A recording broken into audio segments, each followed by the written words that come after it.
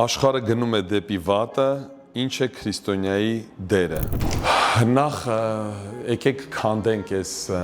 սխալ մտածելակերպը, որ աշխարհը գնում է դեպի վատը։ Ինչու է գնում աշխարհը դեպի վատը։ Երբ որ կարդում ես Աստվածաշունչը, Սողոմոնը ասում էր, որ ոչ մի բան չի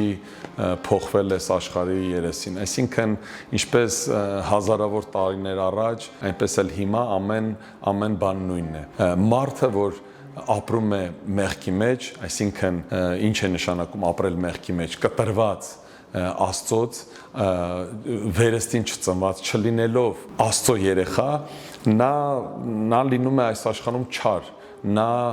չար է, նա ագահ է, նա հպարտ է եւ դրա համար այդ չարությունը ոչ թե գալիս է աշխարհից, այլ չարությունը գալիս է մարդկանցից։ Դրա համար մեր գործն է, որպեսզի մենք կարողանանք իմանալ եւ արտահայտել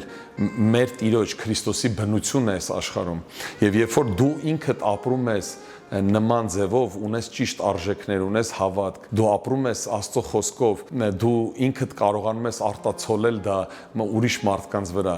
եւ մարդ առ մարդ մենք կարող ենք